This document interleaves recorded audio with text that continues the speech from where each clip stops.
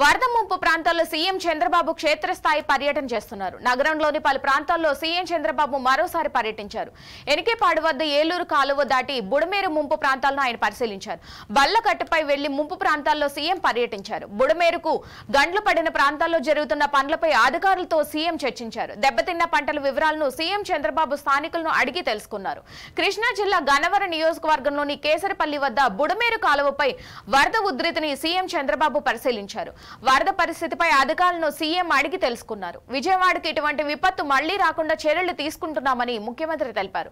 బుడమేరులో వరద తగ్గిందని అధికారులు బాధ్యతగా పనిచేయాలని సూచించారు. బుడమేరు కాలువ ప్రక్షాళన చేపడతామని తెలిపారు.